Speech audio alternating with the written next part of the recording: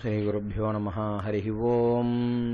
शुक्लाम्बरधरं विष्णुं शशिवर्णं चतुर्भुजं प्रसन्नवदनं ध्यायेत् सर्वविघ्नोपशान्तये।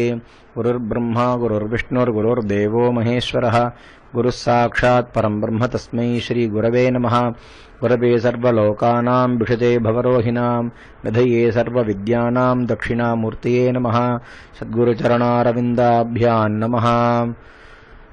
श्रीराम राम रामेति रमे रामे मनोरमे सहस्रनाम तत्तुल्यं रामनामवरानने। श्रीरामचंद्र परब्रह्मणे नमः। वाल्मीकि रामायणம் கிஷ்கிந்தாகாண்டம் சர்க்கம் 20 தாரையின் பிரலாபம். இப்படி ராமனுடைய கோதண்டத்திலிருந்து விடப்பட்ட பானம் வாலியின் உயிரை வாங்கி அவனை பூமியில் தள்ளிற்று. மதம் பிடித்த உத்தம கஜத்தை போலவும் மகேந்திர பர்வதத்தை போலும் அந்த வானரராஜன் பூமியில் விழுந்து கிடப்பதை தாரை பார்த்து சமீபத்தில் ஓடி வந்து அவனை இறுக தழுவி அவனுடைய குணங்களை நினைத்து நினைத்து அடங்கா துயரங்கொண்டு வாய்விட்டு கதறினாள். யுத்தத்தில் பயங்கரமானவரே, மகாவீரரே, வானர சிகாமணியே, தங்களுக்கு யாதொரு அபராதமும் செய்யாத நான் இப்படி தீனமாக தபிப்பதை பார்த்தும் என்னுடன் பேசக்கூடாதா? எழுந்திருங்கள். தங்களை போன்ற ராஜசிரேஷ்டர்கள் இப்படி வெறுந்தரையில் படுக்க தகுமா? உத்தமமான படுக்கை தங்களுக்கு இல்லையா? என்னை காட்டிலும் பூமி என்றவளிடத்தில் தங்களுக்கு மிகுந்த பிரீத்தி என்று இப்பொழுதுதான் அறிந்தேன். உயிரிழந்து பிரக்ஞை போன பிறகும் அவளை பிரியமாக ஆலிங்கனம் செய்து கொண்டு படுத்திருக்கிறீர்கள் அல்லவா? என்னை திரும்பி கூட பார்க்கவில்லையே. தாங்கள் தர்ம யுத்தத்தால் அடையும் வீர சொர்க்கத்திற்கு போகும் வழியில் தங்களுக்கு மிகுந்த பிரீத்தியை கொடுக்கும் இந்த கிஷ்கிந்தையை போல் வேறொரு நகரத்தை கட்டி வைத்திருக்கிறீர்கள் என்று எனக்கு நன்றாக தெரிகிறது. இல்லாவிட்டால் இந்த பூமியில் ஏன் படுத்திருக்க வேண்டும்?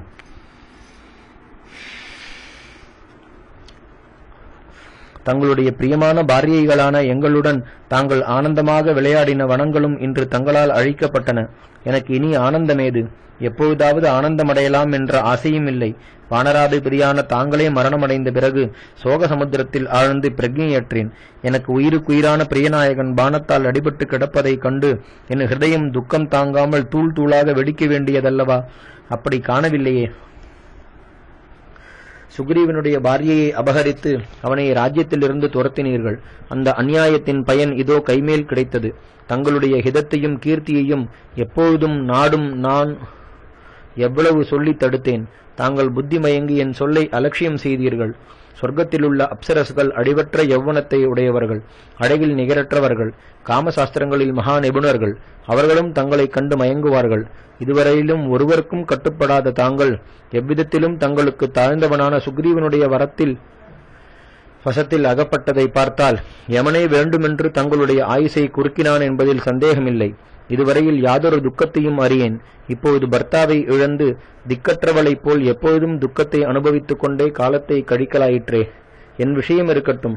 இதோ நிற்கும் தங்கள் அருமை குழந்தை அங்கதனை கண்ணெடுத்து பார்க்க கூடாதா?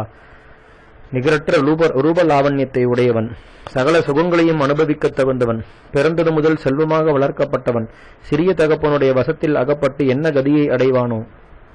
தாங்கள் அவனுக்கு செய்த அபராதத்தை எல்லாம் நினைத்து நினைத்து சுக்ரீவன் அந்த கோபத்தை அங்கதனிடத்தில் தாக்குவானே. கண்மணியே அங்கதா, தர்மாத்மாவான உன் பிதாவை நன்றாக பார். இனி அவரை ஒரு நாளும் பார்க்க முடியாது.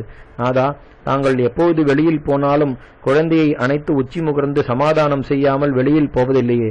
இப்பொழுது தாங்கள் போகிற பிரயாணத்திலிருந்து ஒரு நாளும் திரும்பி வரமாட்டீர்களே. குழந்தையை அழைத்து தேற்றி நல்ல புத்திமதிகளை சொல்லக்கூடாதா? ராமன் தங்களை கொன்று ஒருவராலும் அடைய முடியாத கீர்த்தியை பெற்றார். சுக்ரீவனுக்கு செய்த பிரதிஜையை நிறைவேற்றி கடன் தீர்த்தார். சுக்ரீவா, உன் எண்ணங்கள் நிறைவேறினவா? ருமையை அடையப் போகிறாய் அல்லவா? யாதொரு உபதிரவமும் இல்லாமல் இந்த ராஜ்யத்தை அனுபவிக்கலாம். உனக்கு விரோதியின் தமையனுமான வாலி இறந்து விட்டாரல்லவா? மகாராஜா, தங்களிடத்தில் உள்ள பிரேமையால் இப்படி புலம்பும் என்னை பார்த்து ஒரு வார்த்தை சொல்லக்கூடாதா?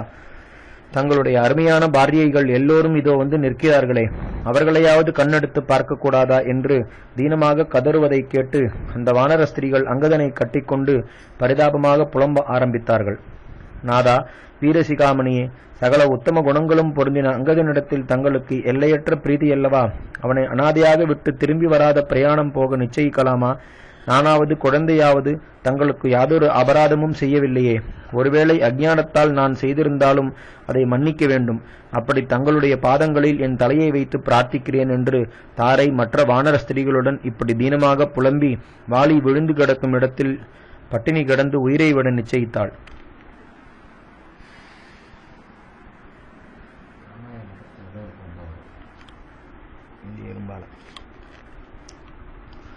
வால்மீகி ராமாயணம் கிஷ்கிந்தா காண்டம் சர்க்கம் 21. ஹனுமன் தாரையை தேற்றினது. ஆகாசத்திலிருந்து நட்சத்திரம் விழுந்து கிடப்பதைப் போல் தாரை பூமியில் விழுந்து கிடப்பதைக் கண்டு மாருதி அவளை பலவிதமாக சமாதானம் செய்தார். ஒவ்வொரு ஜந்துவும் தெரிந்தும் தெரியாமலும் செய்யும் பாப புண்ணியங்களின் பயனை இங்கிருந்து மற்ற லோகங்களுக்கு போனபின் சுகதுக்கமாக அனுபவிக்கிறான். வாலி சுக்ரீவனால் அடித்துக் கொள்ளப்பட்டான் என்று எண்ணுவது பிசகு. சுக்ரீவன் வெளிப்படையான காரணமே ஒழிய வாலியின் கர்மமே உண்மையான காரணம். தன் கர்மத்தின் பயனை அனுபவித்த வாலியை பற்றி இப்படி வருந்துகிறாயல்லவா? சற்று யோசித்து பார்த்தால் நான் செய்த கர்மங்களுக்கு என்ன கதி கிடைக்குமோ என்று உன்னை பற்றியல்லவா நீ துக்கப்பட வேண்டும். வாலியை பார்த்து நீ இறக்கப்படுகிறாயே, உன்னை பற்றியல்லவா இறக்கப்பட வேண்டும். நீர்மேல் குமிழி போன்ற தேகம் அனித்தியம். நித்தியமான தேகத்தை உடையவர்களல்லவா அப்படி இல்லாதவர்களை பற்றி கவலைப்பட வேண்டும். ஜீவகோடிகளில் ஒருவன் மற்றொருவனை பற்றி துக்கப்பட காரணம் என்ன? அங்கதன் என்ற உத்தமமான புத்திரன் உனக்கு கிடைத்திருக்க அவனை பாதுகாத்து இனி அவன் க்ஷேமம் அடைவதற்கு செய்ய வேண்டிய காரியங்களை ஆலோசிக்க வேண்டியது உன் கடமை அல்லவா? பிராணிகள் பிறப்பும் இறப்பும் நிலையற்றவை என்று உனக்கு தெரியாதா? ஆகையால் இறந்த வாலியை குறித்து லோக வழக்கப்படி நீ பிரலாபிக்க கூடாது. அவர் நல்ல கதியை அடையும் பொருட்டு உத்தர கிரியைகளை ஜாகிரதையாக நடத்த வேண்டும். நீ விவேகி அல்லவா? மகாராஜா உயிரோடு இருக்கையில் எண்ணிறந்த வானரர்களுக்கு சகல சௌக்கியங்களையும் அருளி இப்போது அவருக்கேற்ற நல்ல கதியை அடைந்து தன் புண்ணிய பலனை அனுபவிக்கப் போகிறார். அவருக்காக எவனாவது துக்கிப்பானா?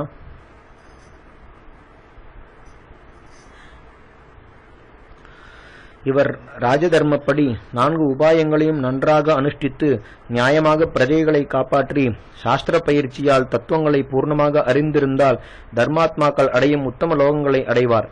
அதை பற்றி நீ ஏன் கவலைப்படுகிறாய்? உன் புத்திரனான அங்கதனுக்கும் இந்த ராஜ்யத்திற்கும் இதிலுள்ள வானரர்களுக்கும் நீயே கதி. ஆகையால் சோகத்தையும் அதனால் உண்டாகும் தாபத்தையும் நீ வரவர ஒழிக்க வேண்டும்.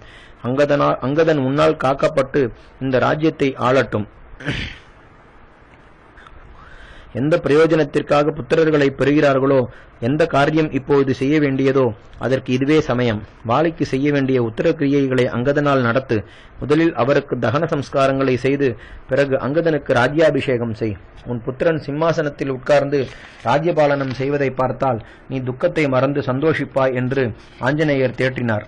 அதை கேட்டும் தாரை துக்கம் தீராமல் மாருதியை பார்த்து, அங்கதனைப் போல் எண்ணிறந்த புத்திரர்களை ஒரே காலத்தில் பார்ப்பதை விட வீரசிகாமணியான என் பிராணநாயகனுடைய தேகத்தை ஒரு தடவை தழுவுவதே எனக்கு மிகுந்த ஆனந்தத்தையும் பெருமையையும் கொடுக்கும். என் பர்த்தாவுக்கு உத்தரக்கிரியைகளை செய்யவாவது அங்கதனுக்கு அபிஷேகம் செய்யவாவது எனக்கு சக்தி இல்லை. அவனுடைய சிறிய தகப்பனான சுக்ரீவனை இனிமேல் நடக்க வேண்டிய யாவற்றையும் கவனிப்பான். தகப்பனில்லாத குழந்தைக்கு சிறிய தகப்பனே ஆதரவு. தாய் என்ன செய்ய முடியும்? ஆகையால் அங்கதனை பற்றி இப்படி ஆலோசிக்கத்தகாது. என் பிராணநாதனை சேர்ந்திருப்பதை காட்டிலும் இவ்வுலகத்திலாவது வேறு உலகத்திலாவது எனக்கு கதியில்லை. ஆகையால் சத்துருக்களை எதிர்த்து பின்வாங்காமல் யுத்தம் செய்து வீரஸ்வர்க்கத்தை அடைந்த அந்த மகானுபாவன் படுத்திருக்கும் இடத்திலேயே நானும் உயிரை விடுவது நலம் என்றாள்.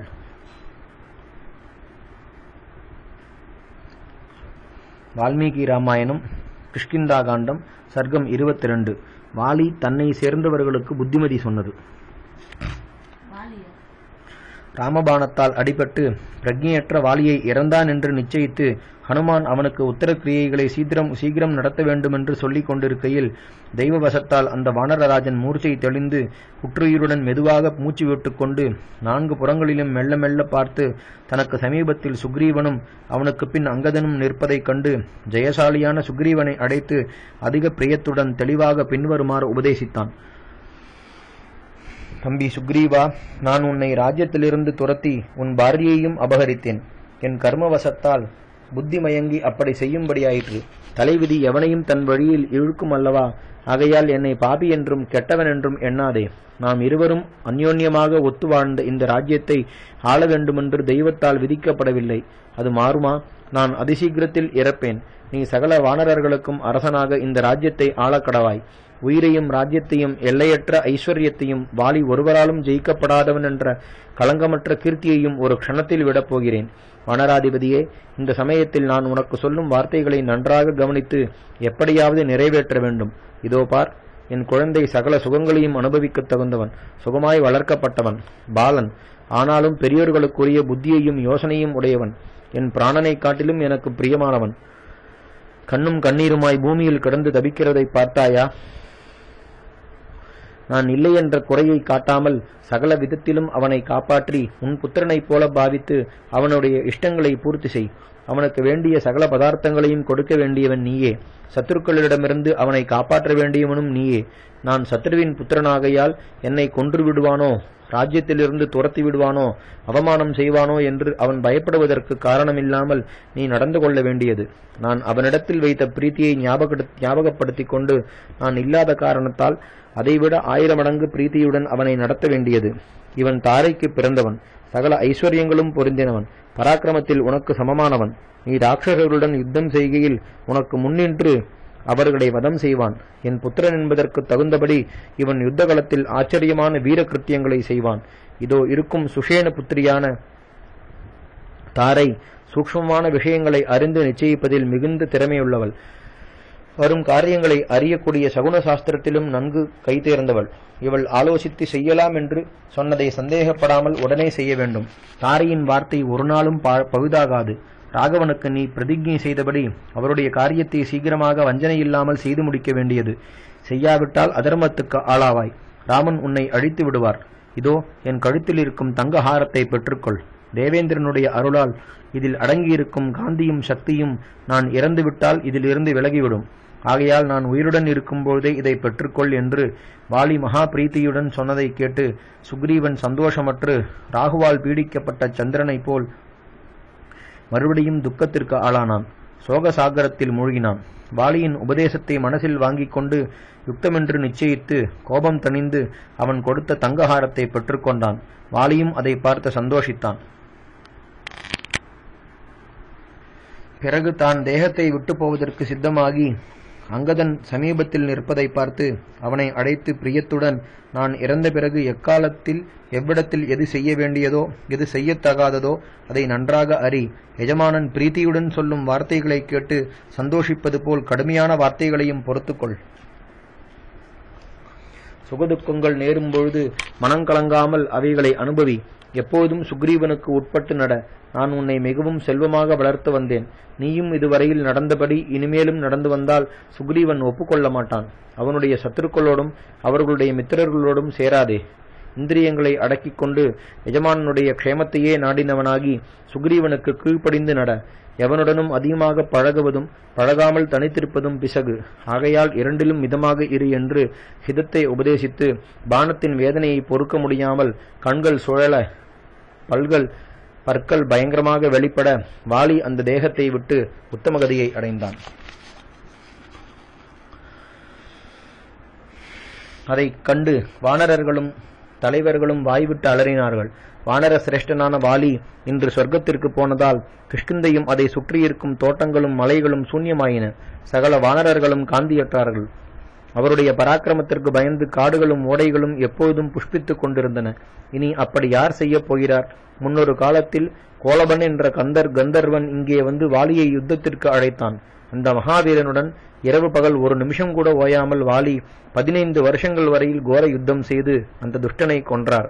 எங்களுக்கு ஒருவரிடத்திலும் பயமில்லாமல் காப்பாற்றி வந்த அந்த மகாவீரன் எப்படி கொல்லப்பட்டான் என்று கதறிக்கொண்டு காட்டில் உள்ள பசுக்கள் தங்கள் தலைவன் சிம்மத்தால் கொல்லப்பட்டால் எப்படி தபிக்குமோ அப்படி சக்தியற்று தபித்தார்கள். உயிரிழந்த தன் கணவனுடைய முகத்தை தாரை நெடுநேரம் உற்று பார்த்து துக்க சமுத்திரத்தில் ஆழ்ந்து வனத்தில் உள்ள பெரிய மரத்தை இளங்கொடி தழுவிக் கொண்டிருப்பது போல் வாலியை அணைந்து கொண்டு பூமியில் சாய்ந்தாள்.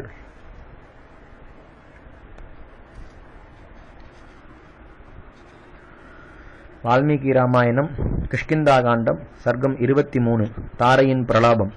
மரணமடைந்த தன் பர்த்தாவின் முகத்தை முத்தமிட்டு தாரை மகா பிரேமையுடன் அவனை பார்த்து, நாதா, என் வார்த்தையை கேளாமல் தாங்கள் கல்லும் புழுதியும் நிறைந்த இந்த வெறும் தரையில் விழுந்து கிடக்கும்படி நேர்ந்ததே.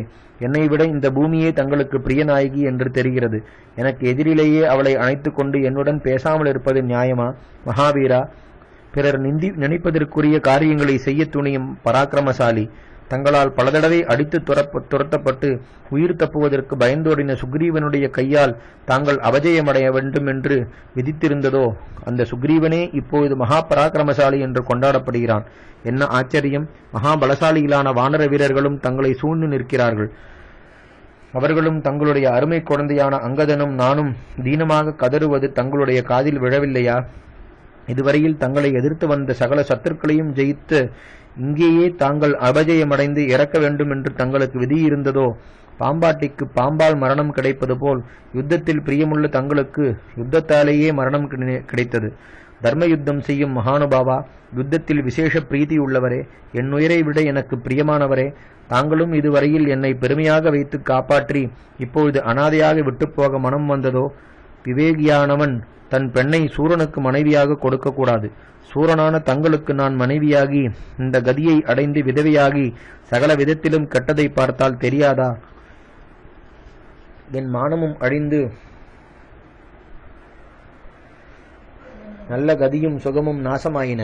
எல்லையற்ற துக்க சமுத்திரத்தில் மூழ்கினேன். என் கணவன் மரணமடைந்து கிடப்பதைக் கண்டும் என் ஹிருதயம் வெடிக்கவில்லையே.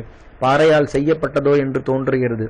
தாங்கள் என்னை கைப்பிடித்த கணவன், ரக்ஷகர், மித்திரன், என் அன்பிற்குரியவர், சூரர், யுத்தத்தில் புகழ்பெற்றவர், தாங்கள் இறந்தும் நான் உயிரோடு இருப்பதும் என்ன கொடுமை! ஒரு ஸ்திரீ பல புத்திரர்களை பெற்றாலும் தனதானியம் முதலிய சகல சௌபாகியங்கள் வாய்த்திருந்தாலும் கணவனை இழந்தால் விதவி என்று ஜனங்களால் நிந்திக்கப்படுவாள் அல்லவா?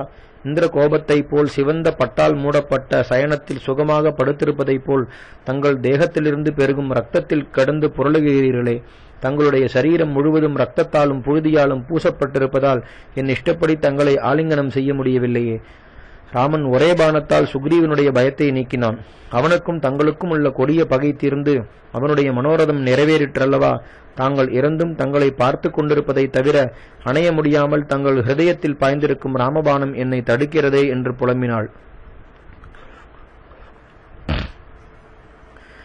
அதை கேட்டு நீலன் மலை குகையில் இருக்கும் மகா சர்ப்பத்தை வெளியில் இழுப்பது போல் வாளியின் மார்பை தைத்திருந்த ராமபாணத்தை பிடுங்கி எடுத்தான். அஸ்தகிரியில் சாயங்காலத்தில் சூரியன் பிரகாசிப்பது போல் அந்த பானம் தேஜஸால் ஜொலித்தது. மலையிலிருந்து காவி படிந்த நீர்த்தாரைகள் பெருகுவது போல் வாளியின் தேகத்திலிருந்த காயங்களிலிருந்து இரத்த வெள்ளம் தாரை தாரையாக விழுந்தது. பிறகு தாரை வாளியின் தேகத்தில் படிந்திருந்த புழுதியையும் இரத்தத்தையும் தன் கண்ணீர் வெள்ளத்தால் நனைத்து கழுவினாள்.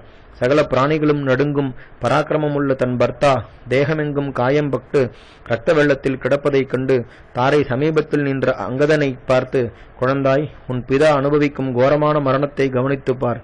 அவருக்கும் சுக்ரீவனுக்கும் உள்ள தீரா பகை என்ற பாபம் இப்பொழுது பயனை கொடுத்தது.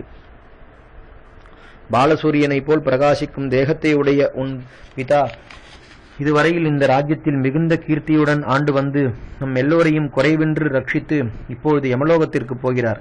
அவரை நமஸ்காரம் செய் என்றாள். உடனே அங்கதன் எழுந்து தன் அழகான கைகளால் வாலியின் பாதங்களை தொட்டு நமஸ்கரித்து, நான் அங்கதன், அபிவாதனம் செய்கிறேன் என்றான். அப்பொழுது தாரை வாலியை பார்த்து, பிராணநாயகா, தங்கள் குழந்தை அபிவாதனம் செய்வதை பார்க்கவில்லையா? தீர்காயுசை உடையவனாயிரு என்று எப்பொழுதும் போல் அவனை ஆசீர்வதிக்க கூடாதா? காட்டில் சிங்கத்தால் அடிபட்ட காளையை சேர்ந்த பசுவும் கன்றும் கதறுவது போல் நானும் அங்கதனும் தங்களை சேர்ந்து கதறுகிறோமே. யுத்த பூமி என்ற யாகசாலையில் யுத்தம் என்ற யாகத்தை செய்து முடித்து ராமபாணம் என்ற தீர்த்தத்தால் அவபிரத ஸ்நானம் செய்கிறீரே. யாகம் செய்பவர்கள் பத்னியை விட்டு ஒண்டியாக அப்படி ஸ்நானம் செய்ய எந்த சாஸ்திரத்தில் விதித்திருக்கிறது? யுத்தத்தில் தங்களுடைய பராக்கிரமத்தை மெச்சி தேவேந்திரன் தங்களுக்கு கொடுத்த தங்கஹாரத்தை கழுத்தில் காணவில்லையே. சூரியன் மறைந்து விட்டாலும் அவருடைய பிரகாசம் மேருமலையை விட்டு விலகாதது போல் தாங்கள் உயிரிழந்தும் ராஜலட்சுமி தங்களை விட்டு விலகவில்லையே. நான் தங்களுக்கு செய்த ஹிதோபதேசத்தை தாங்கள் கைக்கொள்ளாமல் போனீர்கள். தங்களை தடுக்க என்னால் முடியவில்லையே. தாங்கள் யுத்தத்தில் இறந்தவுடன் நானும் என் புத்திரனும் தங்களுடன் இறந்தோம். என் அழகும் காந்தியும் ஒழிந்து விதவையானேன் என்று கதறினாள்.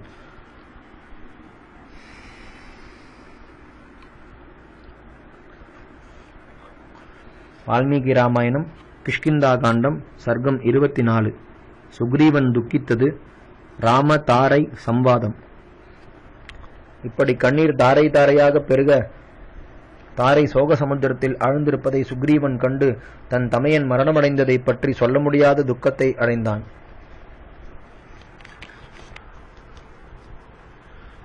கண்ணீர் பெருக தன் மந்திரிகளுடன் ராமருடைய சமீபத்தில் சென்று அவர் கோதண்டத்தின் மேல் ஒய்யாரமாய் சார்ந்திருப்பதையும் மகா சர்ப்பங்கள் போன்ற பானங்கள் அவருடைய முதுகில் கட்டியிருக்கும் அம்பரையிலிருந்து ஜொலிப்பதையும் சகல உத்தம லட்சணங்களாலும் கீர்த்தியாலும் அவர் விளங்குவதையும் கண்டு, சுவாமி, தங்களுடைய பிரதிஜையை நிறைவேற்றினீர்கள். தங்களுடைய மகிமையால் எனக்கு ராஜ்யம் கிடைத்தது. எனக்கு உயிரோடு இருப்பதிலும் போகங்களை அனுபவித்திலும் சொல்ல முடியாத வெறுப்பு உண்டாயிருக்கிறது. ராஜமகிஷியான தாரை துக்கத்தால் தபிக்கிறாள். நகரத்து ஜனங்கள் வாய்விட்டு அலறுகிறார்கள். அங்கதன் பிழைப்பானா மரணமடைவானா என்று தெரியவில்லை. என்னுடன் பிறந்தவனும் இறந்தான். இனி இந்த ராஜ்யத்தால் எனக்கு என்ன பிரயோஜனம்? என்னை காரணமில்லாமல் ராஜ்யத்திலிருந்து துரத்தினதால் உண்டான கோபத்தாலும் அவனுடைய கடுமையான வார்த்தைகளை பொறுக்காததாலும் அவன் என் பாரியையை அபகரித்ததாலும் அவனை கொல்லும்படி தங்களை பிரார்த்தித்தேன். அவன் கொல்லப்பட்ட பிறகு என் மனஸ் தீவிரமான துக்கத்தை அடைகிறது. இவனை கொன்று 3 லோகங்களையும் அடைவதை காட்டிலும் ரிஷிமுக பர்வதத்தில் கஷ்டங்களை அனுபவித்துக் கொண்டு வசிப்பதே சிரேஷ்டம் என்று தோன்றுகிறது. இந்த மகாத்மா சகல காரியங்களையும் யோசித்து செய்வதில் விவேகியானதால், சுக்ரீவா, உன்னை கொல்ல இஷ்டமில்லை. உன்னை உயிருடன் விட்டேன். உன் கொழுப்பை மாத்திரம் அடக்கினேன். உனக்கு இஷ்டமான இடத்திற்கு போய் என்று அவன் சொன்ன வார்த்தைகள் அவனுடைய புத்திக்கும் ஆச்சாரத்திற்கும் தகும். அப்படிப்பட்டவனை நான் இரக்கமில்லாமல் கொன்றது என் சுபாவத்திற்கு தகும். இவனை கொன்றதால் அடையும் ராஜ்யத்திற்கும் அதனால் உண்டாகும் பச்சாதாபத்திற்கும் பேதத்தை ஆலோசிக்காமல் காமத்திற்குட்பட்டு மகா குணவானான சகோதரனை எவன் கொல்ல துணிவான்? இவன் மகாத்மா ஆனதால் அதற்கு தகுந்தபடி என்னை கொல்ல இஷ்டப்படவில்லை. நான் துராத்மா ஆனதால் இவனை கொல்ல உடன்பட்டேன்.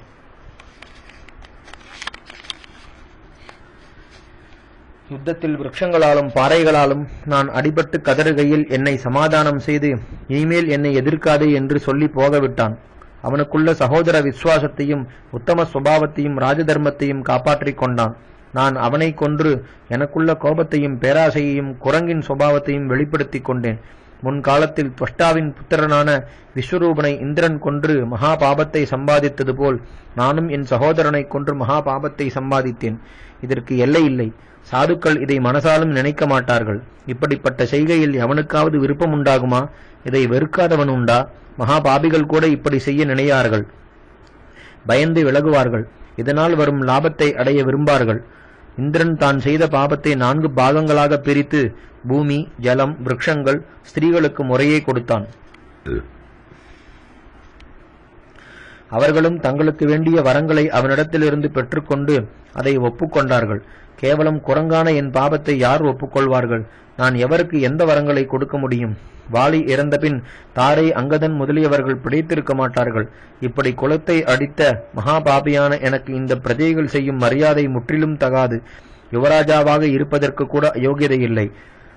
இந்த ராஜ்யத்திற்கு அரசனாய் இருப்பதை பற்றி சொல்லவும் வேண்டுமா? நான் செய்த பாபம் எல்லோரும் நிந்திக்கத்தக்கது, அல்பமானது, சகல ஜனங்களும் எரிந்துவிட்டது. இந்த கோர கிருத்தியத்தை செய்த பிறகு பெருமழையால் ஜலம் பள்ளத்தாக்கில் தங்கி பெருகுவது போல் சோகம் வரவர பெருகி என்னை அழுத்துகிறது. சகோதரனை கொள்வதென்ற வாளையும் பின்புறத்தையும் சந்தாபம் என்ற துதிக்கை கண், தலை, தந்தங்களையும் உடைய பாபம் என்ற மதையானை ஆற்றங்கரையை இடித்து தள்ளுவது போல் என்னை இடித்து தள்ளுகிறது. அக்னியில் உருக்கப்பட்ட தங்கத்தை களிம்பு விட்டு அகல்வது போல் என் மனசிலுள்ள விவேகம் நான் செய்த பாபத்தை பொறுக்காமல் என்னை விட்டு அகலுகிறது. என்னுடைய கிரூர கிருத்தியத்தாலும் அங்கதன் படும் துக்கத்தாலும் வானரர்கள் எல்லோரும் உயிரிழந்தவர்களைப் போல் காணப்படுகிறார்கள். உத்தம குணங்களையும் ஆச்சாரத்தையும் உடைய புத்திரர்கள் உலகத்தில் கிடைப்பது சுலபமாயிருக்கலாம். ஆனால் இந்த அங்கதனை போன்ற புத்திரன் கிடைப்பது அரிது. அருமையான சகோதரன் கிடைக்கும் தேசம் உண்டோ? அங்கதன் பிழைத்திருந்தால் அவனை காப்பாற்றுவதற்காக தாரையும் பிழைத்திருப்பாள். அவன் இறந்தால் தாரையும் துக்கத்தால் இறப்பாள். இது எனக்கு நன்றாக தெரியும். ஆகையால் நான் நெருப்பில் விழுந்து என் தமையனையும் புத்திரனையும் சேருவேன். இந்த வானர வீரர்கள் தங்களுடைய ஆக்ஞைப்படி சீதையை தேடிக்கொண்டு வருவார்கள். நான் இருந்தாலும் இல்லாவிட்டாலும் தங்களுடைய காரியம் நிறைவேறும். நானோ மகாபாபி, குலத்தை அழித்தவன், பிழைத்திருக்க தகுந்தவன் அல்ல. ஆகையால் நான் நெருப்பில் விழும்படி அனுமதி கொடுக்க வேண்டும் என்று தீனமாக பிரார்த்தித்தான்.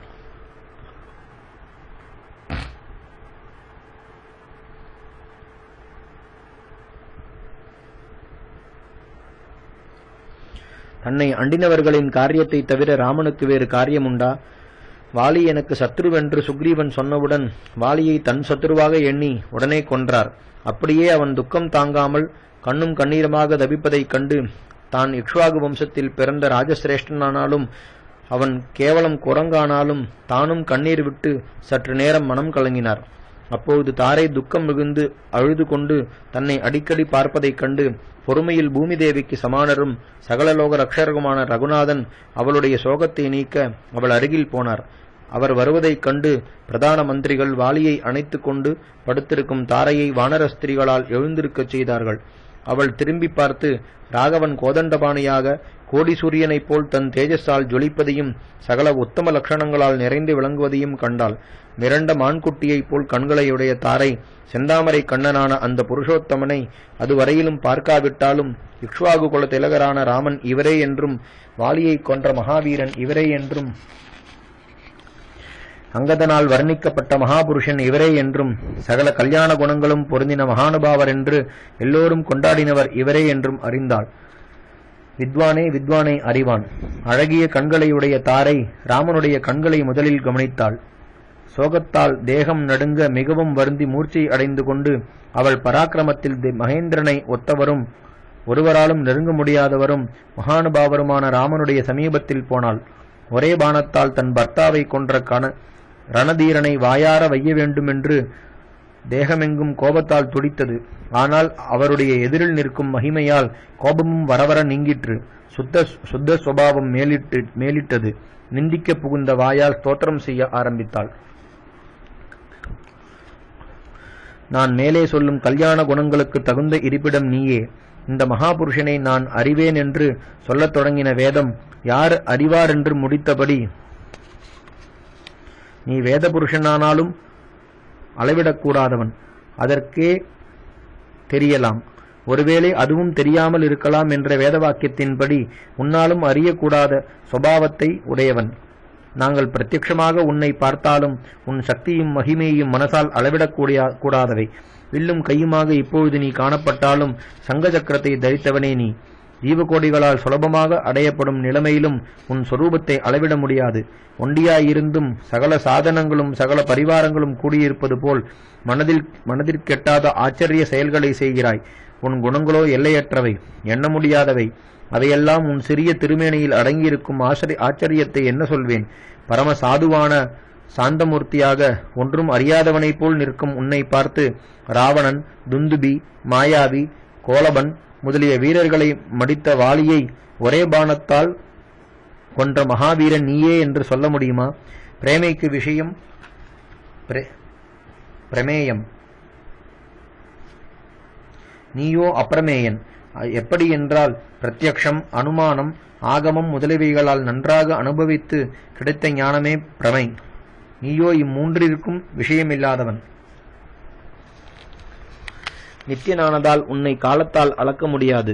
எல்லா வஸ்துக்களும் உனக்கு சரீரமாகையால் வஸ்துவால் அளவிட முடியாது. உன் நித்திய விபூதியில் வைகுண்டத்தில் உன்னை அடைய முடியவில்லை என்று ஜீவகோடிகள் பிரார்த்தித்தார்கள். நீ அவதாரம் செய்து லீலா விபூதியில் எழுந்தொருளியிருக்கும் பொழுதும் உன் சௌலபியமே அளவிடக்கூடாததாய் இருக்கிறது. பிதிர்வாக்கிய பரிபாலனம் செய்ய தபஸ்வி வேஷம் பூண்டு வனத்திற்கு வந்தாய். வந்த இடத்தில் விராதன், கபந்தன், வாலி முதலியவர்களை கொன்றாய். உன் எண்ணமும் செய்கையும் ஒருவராலும் அறியக்கூடாதவை. இது போகட்டும். மனதிற்கும் புத்திக்கும் எட்டாமல் இருந்தாலும் இந்திரியங்களால் எட்டலாம் என்று பார்த்தால் அதுவும் முடியவில்லை.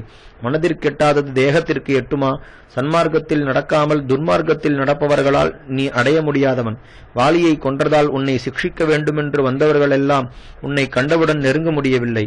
குயுக்திகளாலும் கேவல தர்க்கங்களாலும் உன் மகிமையை அசைக்கவும் முடியுமா? இவ்விரண்டு உத்தம குணங்களால் கர்வமடைந்து வாலியின் ராஜ்யத்தையும் ஸ்திரீகளையும் அடைய விரும்பி அவனை கொன்றாய் என்று எண்ணினேன். ஆனால் சுக்ரீவனுக்கு இந்த ராஜ்யத்தை கொடுத்தபடியால் ஆசையற்றவன், இந்திரியங்களை ஜெயித்தவன் என்று அறிந்தேன். லோகத்தில் ஒரு புருஷன் ஒரு ஸ்திரீயை சந்தித்தால் அவளை பார்க்காமல் இருக்க மாட்டான். இவ்வளவு நேரம் இங்கிருந்து உன்னுடன் பேசிக் கொண்டிருந்தும் என்னை கண்ணெடுத்து பாராத விரக்தன் நீயே. இந்திரியங்களை கண்டபடி சிதற விடாமல் தனக்கு பரம மங்களத்தை கொடுக்கும் வழியிலேயே போகும்படி பழக்கினவன் நீயே. கண்ணில்லாமல் பார்க்கிறான், காதில்லாமல் கேட்கிறான், காலில்லாமல் அதிவேகமாக நடக்கிறான், கையில்லாமல் பிடிக்கிறான் என்ற வேதத்தின்படி இந்திரியங்களை வேண்டாமலேயே எங்கும் எக்காலத்திலும் யாவற்றையும் அறிகிறாய். மனதாலும் ஜெயிக்க முடியாத மற்ற இந்திரியங்களாலும் நீ எட்ட முடியாதவன். உன்னை தவிர மற்ற எல்லோரும் இந்திரியங்களுக்கு வசப்பட்டவர்கள். இந்திரியங்களை வசப்படுத்தினவன் நீ ஒருவனே. ஆனால் இப்படி வைராக்கியம் அடைந்தவன் நமக்கு கெடுதி செய்தானே, தர்மத்திற்கு கட்டுப்படாதவனோ என்று எண்ணினேன். உன்னை அண்டினவர்களை ரட்சிக்க இப்படி செய்தாய் என்று அறிந்தேன். நீ உத்தமமான தர்மத்தை அனுஷ்டிப்பவன். லோகத்தில் தான் லாபமடையும் பொருட்டு ஒரு காரியத்தை செய்பவன். கார்மீகர்களில் அதமன். தனக்கும் பிறருக்கும் லாபகரமான காரியத்தை செய்கிறவன் மத்தியமன். பிறருடைய லாபத்தையே உத்தேசித்து காரியங்களை செய்கிறவன் உத்தம தார்மிகன். வர்ணாசிரம தர்மங்களை சரியாக நடத்துவதால் பிரீதி அடைகிறவன் தார்மிகன். பக்தி மார்க்கத்தால் அடையக்கூடியவன் உத்தம தார்மிகன். தன்னை சரணமடைந்தவர்களை ரட்சிக்கும் அந்த மகானுபாவன் நீயே. குருவே உபாயம். அவரால் அனுகிரகிக்கப்பட்டு பிரம்மலோகத்தை அடைகிறார் என்ற தர்மத்தை உடையவன் நீயே. பிறருக்கு ஹிம்சை செய்யாமல் இருப்பதே மேலான தர்மம் என்ற குணம் பொருந்தினவன் தார்மீகன். ஆனால் தன்னை அண்டினவர்களுக்கு ஆபத்துகள் நேரும்பொழுது தான் முன்னின்று காப்பாற்றும் உத்தம தார்மீகன் நீயே. வருந்தின சுக்ரீவனை ரட்சித்ததால் நீ தார்மீகன். பாபத்தை செய்த வாலியை கொன்று அவனை சுத்தி செய்து உத்தம கதியை அடைவித்ததால் நீ உத்தம தார்மீகன். உனக்கு யாதொரு அபராதமும் செய்யாத வாலியை நீ மறைந்து கொன்றதால் நீ உத்தம தார்மீகன் என்று சொல்லத் தகுமா என்று சந்தேகித்தேன். ஆனால் வாலி உன் பக்தனான சுக்ரீவனுக்கு கெடுதி செய்தான். மேலும் குரங்கானதால் வேட்டையாடுவதில் மறைந்து கொள்வது தோஷமல்ல. அரசர்கள் மிருகங்களுடன் எதிர்த்து சண்டை போடுவது கௌரதை குறைவென்று சொல்லப்படுகிறது. ஆகையால் உன் கீர்த்திக்கு யாதொரு குறைவும் இல்லை. தூரதிருஷ்டி உள்ளவனாகையால் நீ யுக்தாயுக்தங்களை விசாரித்து எதையும் செய்கிறவன். ஆகையால் உனக்கெதிரில் சுக்ரீவனுக்கு வாலி யாதொரு அபராதமும் செய்யாததால் ஒரு தடவை வாலியால் சுக்ரீவன் அபஜயம் அடையும்படி செய்தாய். அவ்விருவருக்கும் வேதம் தெரிவதற்காக சுக்ரீவனுடைய கழுத்தில் புஷ்பமாலையை போட்டாய். உனக்கு சத்ருவான வாலியை கொன்ற பிறகு அவனுடைய பெண்டு பிள்ளை, மந்திரி, தலைவர்கள், பந்துக்கள் இன்னும் மற்றவர்களை கொல்வாய் என்று எண்ணினேன். ஆனால் நீ அங்கதனிடத்தில் காட்டின பொறுமையையும் பிரியத்தையும் பார்த்தால் பூமி தேவியும் உனக்கு ஈடல்ல என்று தோன்றுகிறது. 50 கோடி யோஜனை விஸ்தாரமுள்ள பூமிக்கு எவ்வளவு பொறுமை இருக்குமோ அவ்வளவும் ஒருவனான உன்னிடத்திலேயே இருக்கிறது. வாலியினிடத்தில் வைத்த கோபத்தால் உன் கண்கள் இன்னும் சிவந்திருக்கின்றன. ஆனாலும் அவனை சேர்ந்தவர்களிடத்தில் நீ காட்டின பொறுமையும் ஆச்சரியகரமாயிருக்கிறது. இந்த சிவப்பு நிறம் சீதையை விட்டு பிரிந்த துக்கத்தாலோ சுக்ரீவனிடத்திலுள்ள பிரியத்தாலோ தெரியவில்லை. நீ துஷ்டர்களை சம்ஹரித்து சாதுக்களை ரட்சிப்பதற்காக கோதண்டத்தையும் பானங்களையும் தரித்தவன். மகா பராக்கிரமசாலி. திவ்யமான சௌந்தரியமுள்ள அங்கங்களை உடையவன். விளையாட்டாக மனுஷ்யாவதாரம் செய்திருந்தும் அதை விட்டு நினைத்த மாத்திரத்தில் உன் நித்தியமான சுத்த சத்துவத்தால் அமைக்கப்பட்ட திவ்யமங்கல ரூபத்தை எடுக்கக்கூடியவன். எந்த பானத்தால் என் பர்த்தாவை கொன்றாயோ அதே பானத்தால் என்னையும் கொன்றுவிடு. நானும் வாலி இருக்கும் இடத்திற்கு போகிறேன். என்னை விட்டு பிரிந்து அவர் தனியாக இருக்க மாட்டார். செந்தாமரை கண்ணனான என் நாயகன் சொர்க்கத்திற்கு போய் அங்கே எல்லா இடத்திலும் என்னையே தேடி பார்ப்பார். என்னை காணாமல் விசித்திரமான அலங்காரங்களுடன் விளங்கும் அப்சரஸ்களை கண்டும் அவர்களிடத்தில் கொஞ்சமாவது பிரியத்தை வைக்க மாட்டார். உன் பிரிய நாயகியான சீதையை பிரிந்து ரிஷிமுக பர்வதத்தில் நீ தனியாக இருந்து தபிப்பது போல் வாலியும் சொர்க்கத்தில் என்னை விட்டு பிரிந்து அனுபவிக்கும் கஷ்டம் உனக்கு நன்றாக தெரியும். ஆகையால் என்னையும் கொள். என்னை காணாமல் வாலி துக்கப்படும்படி வைக்காதே. என்னை கொன்றால் உனக்கு ஸ்ரீஹத்யா தோஷம் நேருமென்று பயப்படாதே. இவள் வாலியின் ஆத்மாவென்றே எண்ணி என்னை கொள். அப்பொழுது உனக்கு தோஷமில்லை. பர்த்தாவிற்கு பாரியை பாதி ஆத்மா. பர்த்தாவை காட்டிலும் பாரியை வேறல்ல என்று வேத வாக்கியத்தின்படி யாகம் முதலிய வைதிக காரியங்களிலும் அனுஷ்டானம் விளங்குகிறது. மேலும் இப்படி செய்வதால் உனக்கு விசேஷ புண்ணியம் உண்டு. ஒருவனுக்கு பாரியாதானம் செய்வதை காட்டிலும் மேலான புண்ணியமில்லை என்று ஞானிகள் சொல்லி இருக்கிறார்கள். மேலும் நீ உத்தம தார்மீகன்.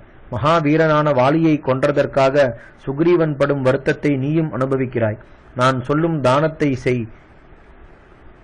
அதனால் வீரனை கொன்ற அதர்மத்திற்கு பிராயச்சித்தமாகும்.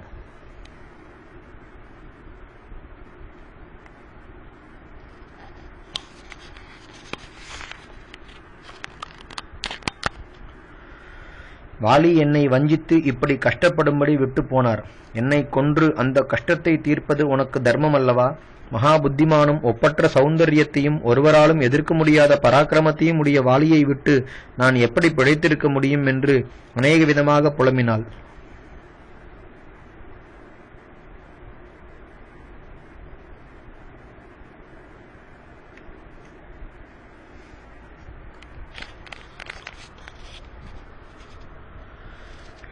லோகநாதனான அந்த மகாபுருஷனும் அதை கேட்டு தாரையை சமாதானம் செய்து அவளுக்கு ஹிதத்தை உபதேசித்தார்.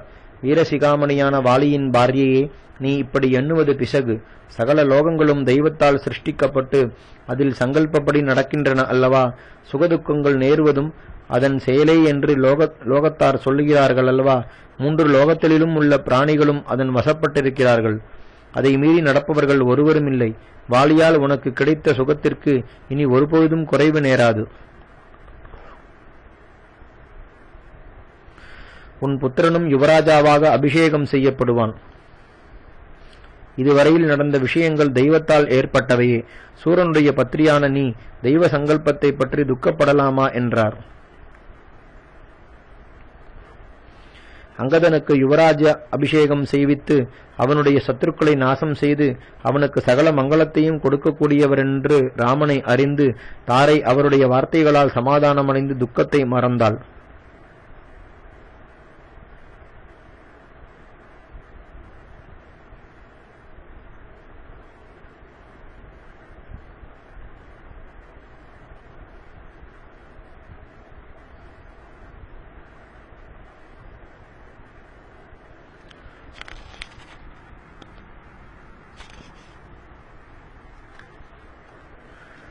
श्री रामचंद्र परब्रह्मणे नमः. हरिः ओम्.